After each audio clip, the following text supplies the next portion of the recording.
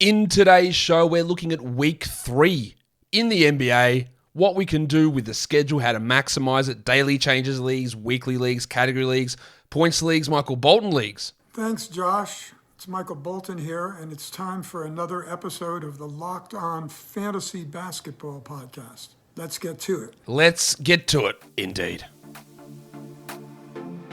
You are Locked On Fantasy Basketball, your daily fantasy basketball podcast, part of the Locked On Podcast Network.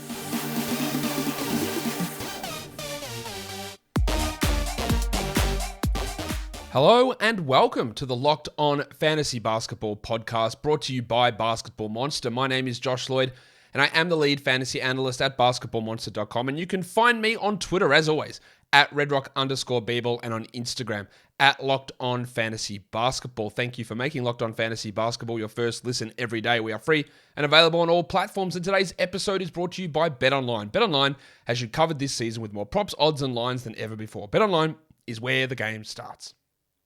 We're looking at week 3. Week 3 in the NBA, that means 2 weeks are in the books. Hopefully, you guys had good success in week 1. Hopefully, you're going to have good success here in week 2. It's important to start planning out week 3, even before week 2 finishes. So that's exactly what we're going to do here, Warnie. Let's get it on, Gilly. The voice almost went then.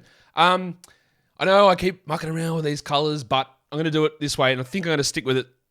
Sorry for those of you here on YouTube as things move around. The days highlighted in blue are the high volume days, the ones that we're not as interested in from a daily changes league perspective.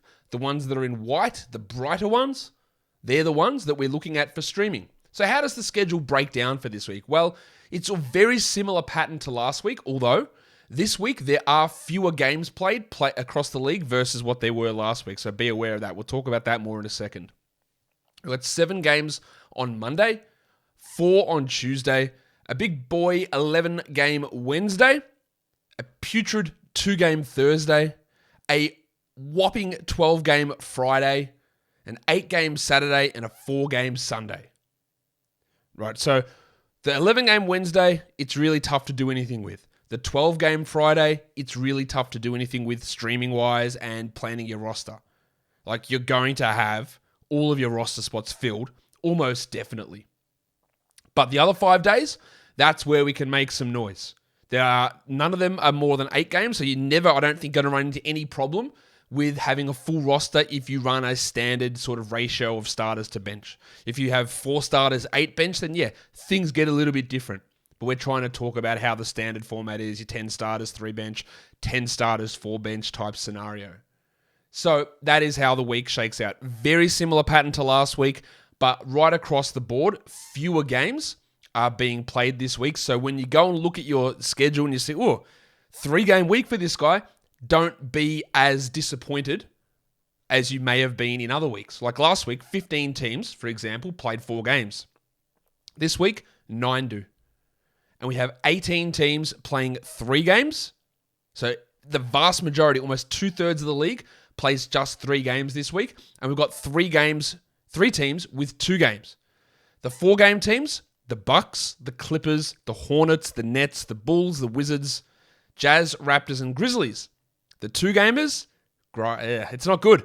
If you've got one of the top fantasy players, Denver Nuggets, only 2 games of Jokic, not good. Dallas Mavericks, only 2 games of Luka Doncic. I'm trying to work out, I've got a few little sound drops here. Like, I think I'm going to drop this one on Luka now. Oh, stunning.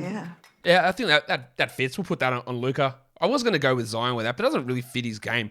I think it's more Luka. Oh, stunning. And the Indiana Pacers with Tyrese Halliburton. You only get 2 games out of him. So if you're looking to stream players, Bones Highland after his big game yesterday, Bruce Brown, KCP, Aaron Gordon, Isaiah Jackson is going to be rough for this week. It'll be rough for Benedict Mathurin. Not saying you drop him at all. Chris Duarte.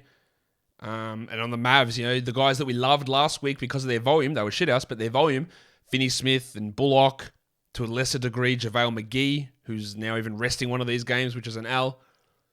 All these guys that they lose time. There's no justification for me for holding on to guys like Bullock or Finney-Smith through a 2-game week.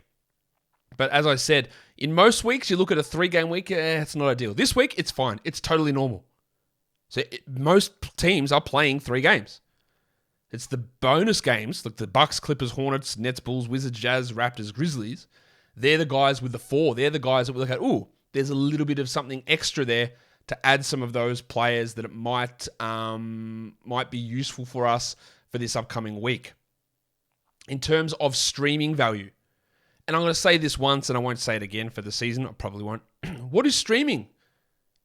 And what are quality games? They are questions that get asked all the time. Streaming just means you add a player for a game on that day and you drop him. You're not looking at him for any long-term value. You're looking at him, hey, can I get someone in with a game on this day? Maybe I'll get him for 2 days. Maybe I'll get him for this short-term period, for a 4-day period. It's streaming someone into that spot and then moving them on and grabbing someone else in that spot and moving them on and grabbing someone else in that spot and moving on. That is streaming. A quality game is a game played on an NBA day where there are 9 or fewer games on, meaning you have open, active roster spots where if you add someone off the wire, they can slot straight in and you play them. On a 12-game Friday for this week, for example, if you go and add someone off the waiver wire, you'll add them and they will sit on your bench. Therefore, it is not a quality game. Therefore, it is pointless to use waiver acquisitions on that day. So there you go. They're those definitions. And if anyone asks those questions in the future, I'm not going to answer them in the comments. Someone else can chime in and help because I think I've done that a million times. And I don't want to infantilize everybody by consistently explaining that. And I know there are new people around, and that's great. I love having new people around. I'll probably do this once or twice a year to explain those concepts. But in the end, I can't do it every single episode, so apologies. All right, quality games for the week. 3 teams have 3 quality games. The Thunder, the Nets, and the Magic. And it's why I will always stress, volume of games is great. It's good to know what the volume of games is. But it's not always the most important thing. A 4-game week for the Bucks this week, you get one of those games on a Wednesday with 11 on, and one of those games on a Friday. So if you do stream a Grayson Allen or a Javon Carter, you might use him Monday and Saturday, 2 games. Whereas if you look at the Thunder, they only play 3 games this week, so that's not as good, yeah? But the 3 games the Thunder play, low volume Tuesday, low volume Thursday, low volume Saturday. So you'd get that player, Trey Mann, Aaron Wiggins, Robinson Earl, Baisley, Pokusevski. Hey, old mate the Bronco, Jalen Williams is back. Broncos country, let's ride. So those games for those Thunder players are more valuable. The Magic the same. We all know about Bol, but maybe we look at Terrence Ross for the week, who's been bad, but you might play him 3 times, versus a Cavs player when they play 3 games and only one of those is on a low volume day. They play Wednesday, Friday, and Sunday. So if you added a Cavs player to start the week, you might only use them on Sunday. Not sure who that player would be. Maybe it's Chetty Osman, as we wait for Garland to return. Maybe it's even Karis LeVert after his explosion last game. And then he sits there and Garland returns on Wednesday and LeVert is your 11th best player and you don't use him Wednesday, and he's your 11th best player and you don't use him Friday. And then you sat on a roster spot for a week. Where the games are played, when the games are played is important. So I said the Thunder and the Magic. The Nets also have the 3 quality games, but they're a different team because they have the volume. They've got 4 total games and they have 3 quality games. They start the week with a back-to-back on Monday and Tuesday, and they end it with a Friday, Saturday back-to-back.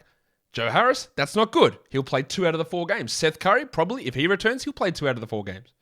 But the value of a Royce O'Neal, if someone dropped Nick Claxton, who else might be an option? Deeper leagues, Edmund Sumner would be someone that we could take a look at. There's not many guys there on the Nets that we take a look at, considering the way that the schedule is shaking out with the back-to-backs. So that eliminates a lot of that Joe Harris type value, but maybe a Patrick Mills. Yeah, but probably not. But he'll have a bit of increased value. The Mavericks.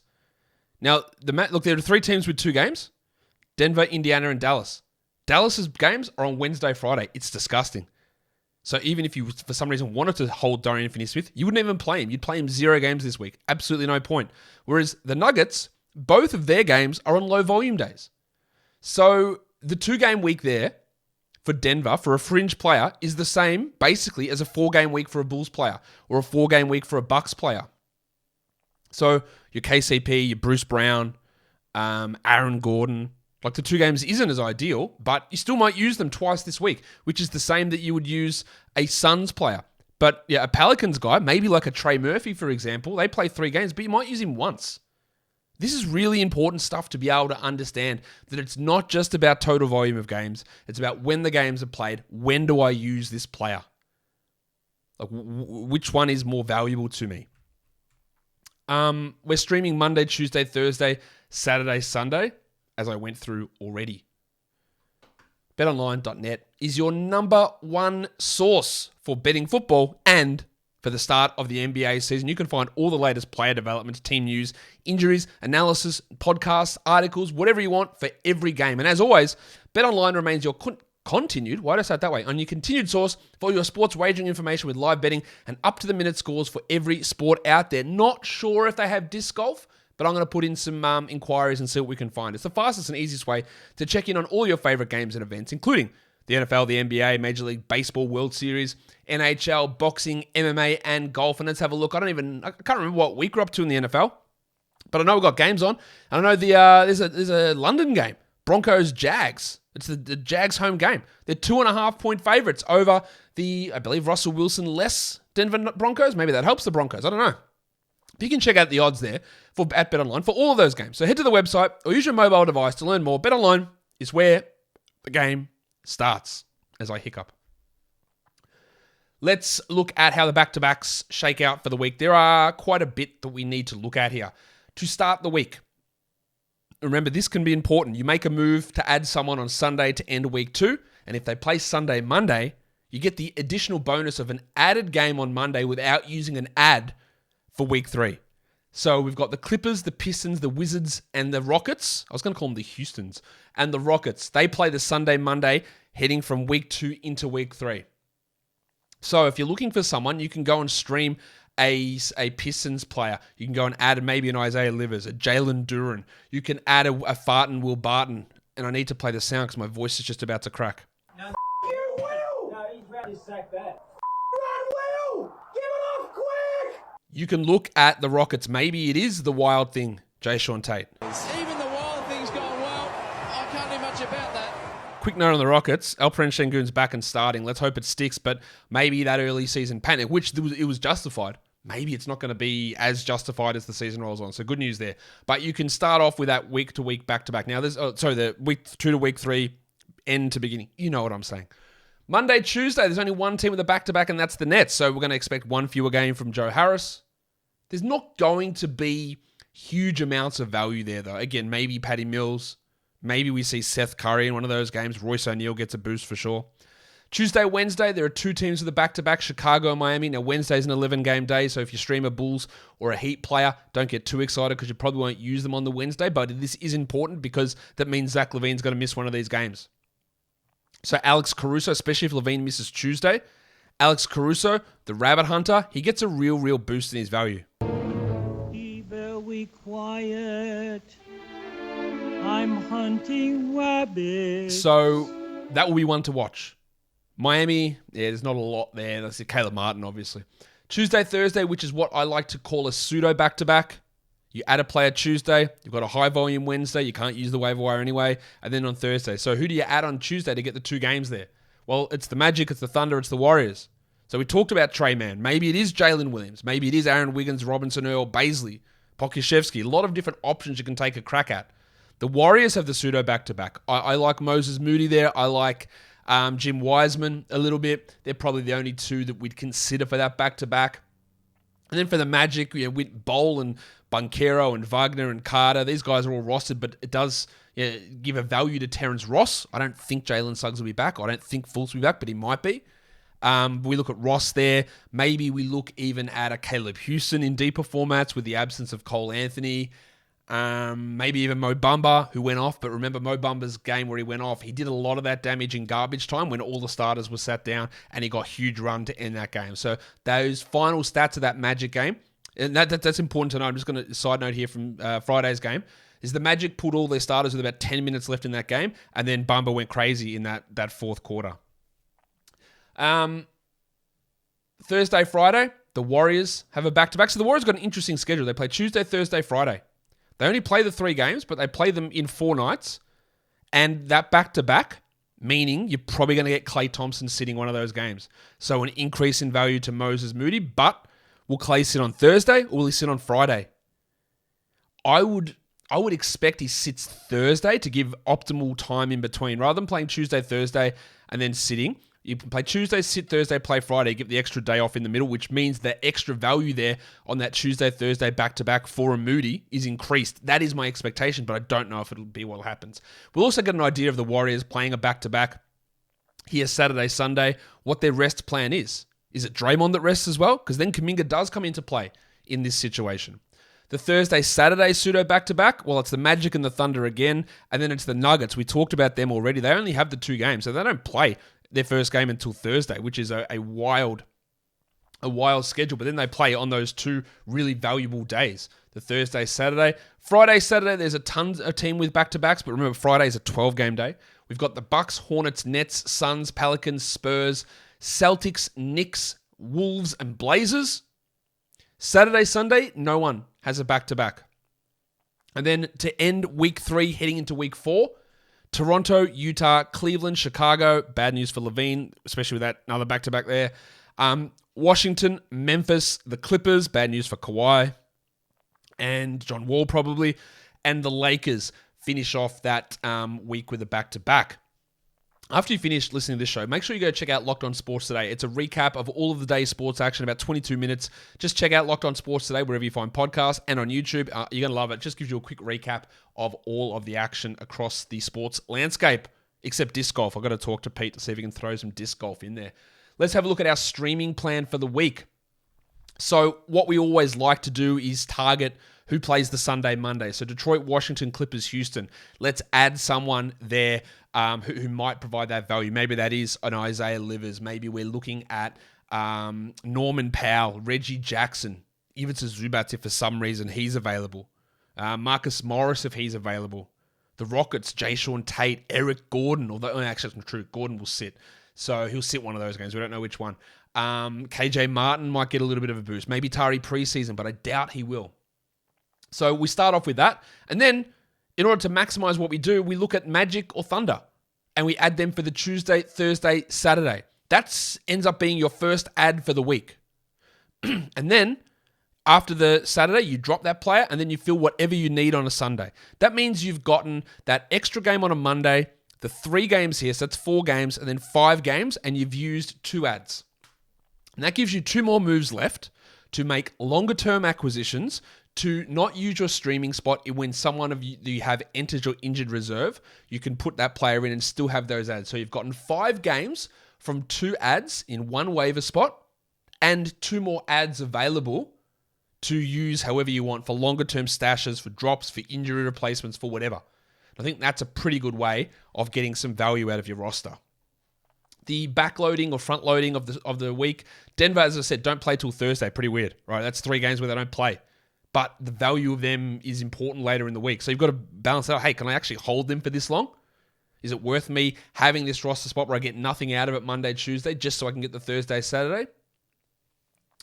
The bunch of teams don't play until Wednesday. They have Monday, Tuesday off. Spurs, Blazers, Cavs, Lakers, Knicks, Mavericks, Celtics. We talked about this with Portland already, with adding Shaedon Sharpe, is that maybe you used him Friday with 11 games on, probably not. But then the next time he plays is Wednesday with 11 games.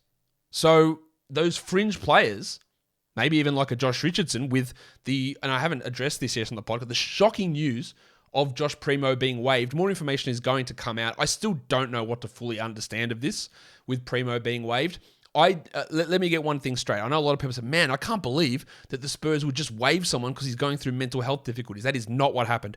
I can 100%, no I can't, I can 99% assure you that this didn't happen, that Primo didn't go to the Spurs and say, hey guys, I'm feeling really sad. Simplification, of course. I'm really depressed. I'm having a lot of mental health issues. The Spurs said, you know what? See you later. You're out. There is no way that happened.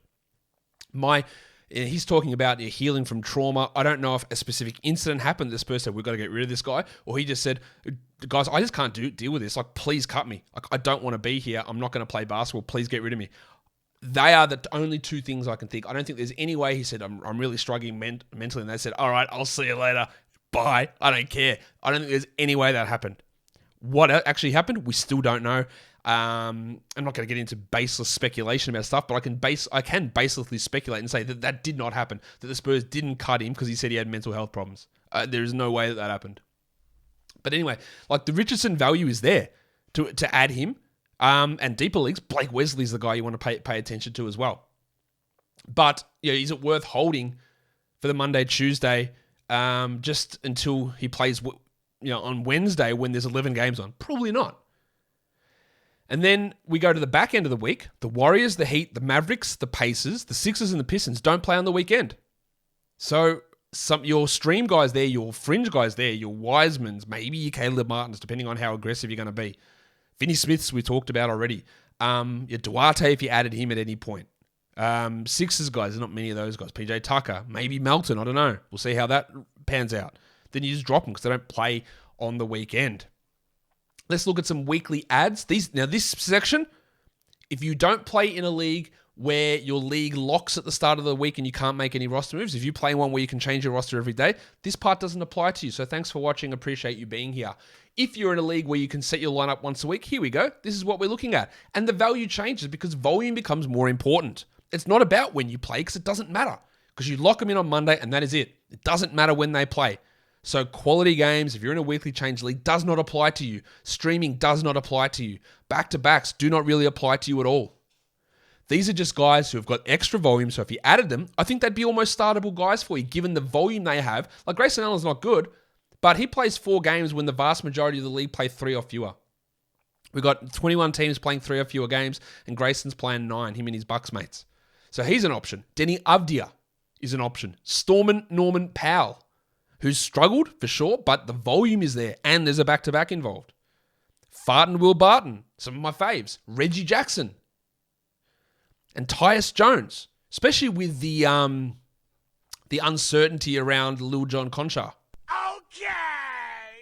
Let's go to some players that you can sit for this week. Let's look at the 2-game teams. I'd sit all Mavericks apart from Doncic.